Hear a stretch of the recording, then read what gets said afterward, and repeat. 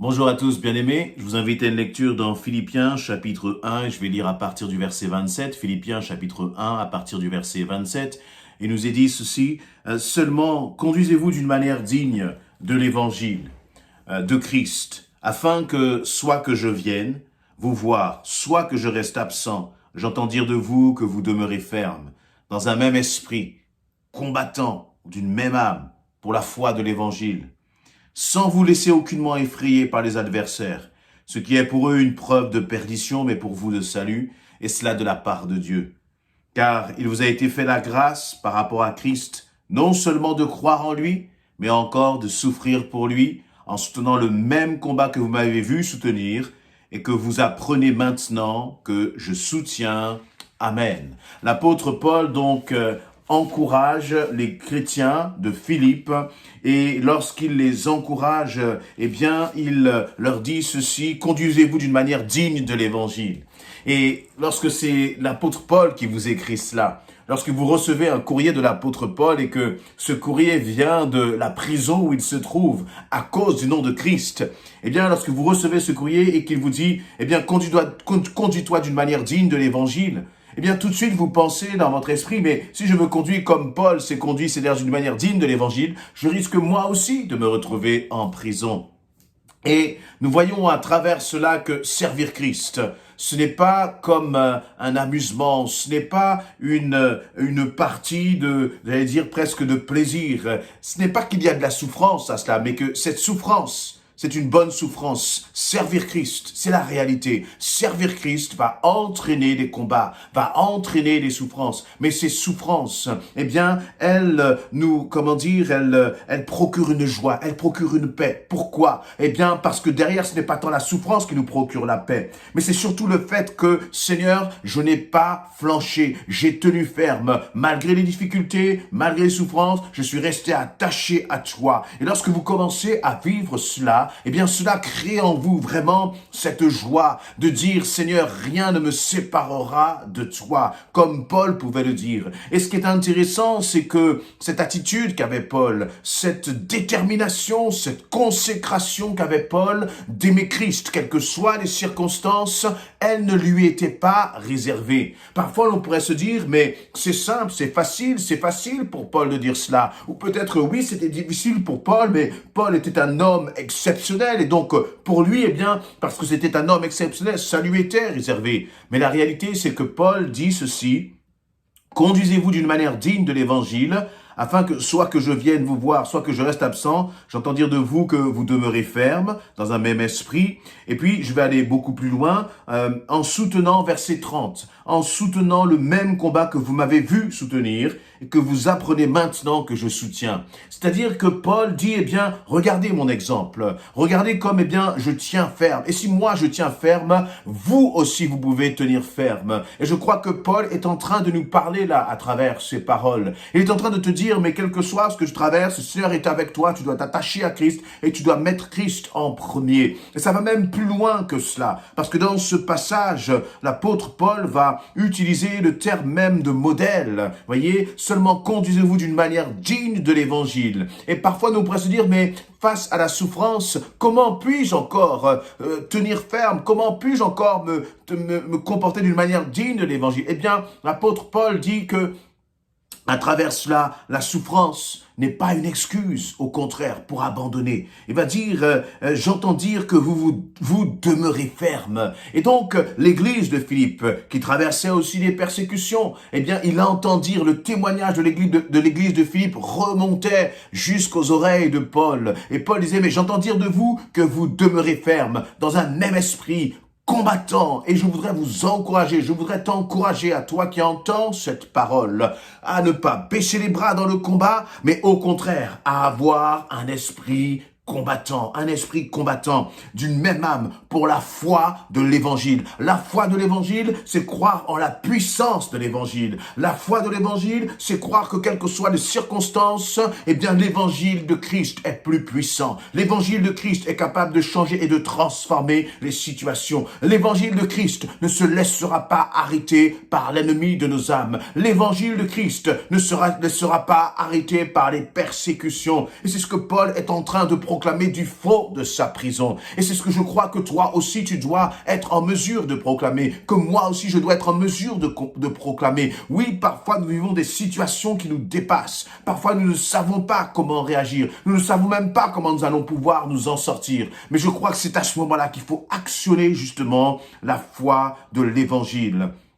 Et au verset 28, Paul va dire, voilà ce que vous devez faire. Ce que vous devez faire, c'est que vous devez demeurer ferme, dans un même esprit, combattant d'une même âme. Dans un même esprit, il y a aussi donc là l'idée de dire à l'église de Philippe, restez dans l'unité, combattez ensemble. Parce que là, Paul n'écrit pas à quelqu'un spécifiquement, à l'église de Philippe, mais il écrit à toute cette église. Et à toute cette église, il leur dit, restez dans un même esprit, combattant. Amen. Et là, eh bien, lorsque nous commençons à traverser les difficultés, l'ennemi commence à frapper l'église sur le flanc gauche. Il commence à frapper l'église sur le flanc droit. Il commence à attaquer même les conducteurs de l'église.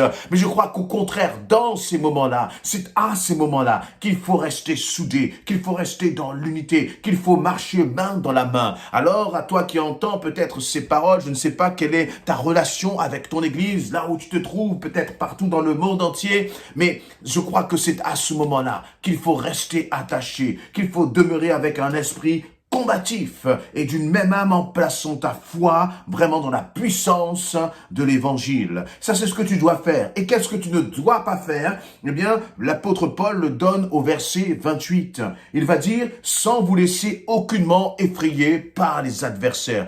Il faut refuser la peur. Il faut refuser la crainte. Et là aussi, je crois que c'est une question d'état d'esprit. C'est une question de mentalité. Et cet état d'esprit, tu vas le puiser justement dans le Saint-Esprit. Tu vas commencer à proclamer les paroles les paroles de la Bible. Tu vas commencer à proclamer les promesses de la Bible. Et quand tu vas commencer à proclamer ces paroles, lorsque tu vas commencer à dire que ce n'est pas un esprit de timidité qui est en toi, mais c'est un esprit de force, d'amour et de sagesse que le Seigneur t'a donné. Lorsque tu vas commencer à vraiment à proclamer les promesses de l'Éternel, eh bien les ténèbres vont reculer. Les ténèbres vont reculer déjà dans ta tête, dans ton esprit, dans ta mentalité, dans ta façon de voir la situation. Et là, l'apôtre Paul dit, sans vous laisser aucunement effrayer par les adversaires. Qui sont ceux qui t'effraient? Quelles circonstances t'effraient? Paul dit, ne te laisse pas effrayer. Le Seigneur te dit, ne te laisse pas effrayer par les adversaires. Le Seigneur va s'en occuper. Tu n'as pas à porter ton attention sur les adversaires, mais à te concentrer sur Christ. À te concentrer sur Christ. Pourquoi? Parce qu'il vous a été fait la grâce par rapport à Christ, non seulement de croire en lui, mais encore de souffrir pour lui. Vous voyez, là, il y a aussi quelque chose de particulier et d'extraordinaire. Verset 29. Paul ne dit pas, tu ne vas jamais souffrir, tu ne vas pas rencontrer de difficultés, tu ne vas pas rencontrer de problèmes parce que tu es à Christ. Paul ne dit pas cela. Paul ne dit pas que, eh bien, sur ta route, là, depuis que tu as commencé à connaître Christ jusqu'à son retour ou jusqu'à ta mort, tu ne connaîtras pas de difficultés, tu ne connaîtras pas de souffrance. Mais au contraire, cela va bien plus loin que cela. Au verset 29, il va dire, il t'a été fait la grâce par rapport à Christ.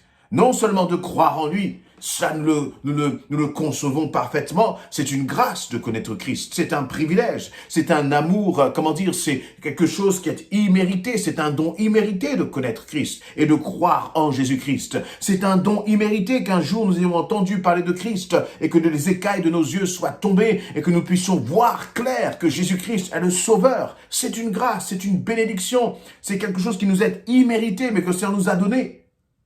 Mais il y a quelque chose d'autre que Paul va rajouter. Il va dire ceci, non seulement de croire en lui, donc c'est une grâce non seulement de croire en lui, mais encore de souffrir pour lui. Où en es-tu par rapport à cela? Souffrir pour Christ, c'est le mettre en tout premier. Le mettre avant tout dans notre vie. Et j'allais dire sans aucune condition. Ces paroles peuvent paraître parfois difficiles. Mais je crois que lorsque tu commences à mettre Christ en tout premier sans aucune condition, alors c'est là que tu sens la bénédiction. C'est là que tu sens sa paix. C'est là que tu sens sa joie sur ta vie. Parce que parfois nous voulons régler un certain nombre de choses dans nos vies. Nous voulons régler un certain nombre de situations. Nous voulons régler un certain nombre de problèmes et d'épreuves pour dire, Seigneur, j'ai tellement d'épreuves que là, je ne peux pas encore justement me centrer sur toi. Mais dès que j'ai réglé tout cela, eh bien, je viendrai à toi. Mais je crois que c'est le contraire. Je crois que le Seigneur t'appelle là, maintenant, tel que tu es, à le mettre en tout premier. Il t'appelle là, maintenant, tel que tu es, à lui donner la première place. Même si parfois tu sens que ça va être difficile. Le Seigneur peut t'appeler à le servir et tu sens que ça va être compliqué, tu sens que ça va être difficile, tu sens qu'il va y avoir des obstacles et tu as peur et tu préfères rester là dans ton coin où tu n'es pas sollicité, tu n'as pas de compte à rendre à quiconque, à personne et au moins tu te dis là je ne prendrai pas de coups. Le Seigneur ne t'appelle pas pour que tu puisses prendre des coups. Mais le Seigneur veut te dire, face à la douleur, face à la souffrance, face au sacrifice, face peut-être à une dimension de consécration, le Seigneur veut t'emmener plus loin, ne sois pas effrayé, n'aie pas peur, engage-toi. Et puis moi, l'Éternel, eh bien, j'agirai. Moi, l'Éternel, je te protégerai. Moi, l'Éternel, je te garderai.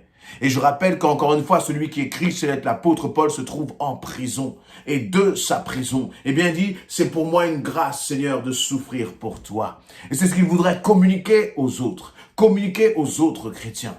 Alors disant, n'essayez pas de fuir à tout prix la souffrance, mais au contraire, attachez-vous à Christ. Alors, là encore une fois, je ne parle pas d'une souffrance de la maladie, par exemple. Je ne parle pas d'une souffrance parce qu'on aurait vécu des choses difficiles dans son couple, dans sa maison, dans sa famille, sur son lieu de travail et qu'on aurait subi les souffrances justement de son environnement. Je ne parle pas de cela. Là, la souffrance dont il est parlé là, c'est une souffrance qui est bien particulière. C'est la souffrance pour le nom de Jésus-Christ.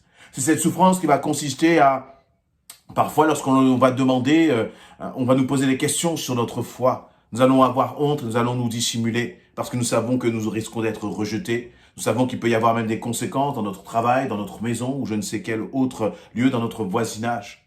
Et le Seigneur dit, ne te cache pas pour moi. Ne te cache pas à cause de Christ, mais proclame le nom de Jésus-Christ. C'est une souffrance au nom du royaume de Dieu dont Paul est en train de parler là. Elle va encourager les frères et les sœurs dans ce sens. Église, toi aussi, sois prêt à souffrir pour Christ. C'est une souffrance que l'on a, eh bien, parfois lorsque l'on va servir le Seigneur. Parce que pour servir le Seigneur, eh bien, il faut prendre sur son emploi du temps. Il faut prendre sur son agenda. Il faut peut-être se lever plus tôt que les autres. Il faut peut-être se coucher un peu plus tard que les autres. Il faut refuser, peut-être mettre de côté un certain nombre de loisirs, de plaisirs. Pourquoi? Pour servir Christ. Et c'est de cette souffrance due à la consécration dont l'apôtre Paul est en train de parler et auquel je crois que chaque chrétien est appelé. Il n'y a pas de chrétiens dans un canapé, mais il y a des chrétiens qui se lèvent pour le royaume de Dieu. Il y a des chrétiens qui s'engagent dans la moisson. Il y a des chrétiens qui doivent vivre en réalité de ce qu'est la vie d'un disciple. Et c'est à travers cela que tu verras que Dieu va te bénir. À tel point que Paul qui est dans la prison et qui pourrait être celui qui est complètement découragé, c'est ce Paul-là qui, parce qu'il sert, même dans la prison, devient une source d'encouragement pour les autres. Et je crois que toi aussi, si tu te lèves là où tu es, dans la situation que tu traverses, et que tu décides de mettre Christ en tout premier, même à travers ta situation difficile, tu deviendras une source d'encouragement pour les autres. Amen.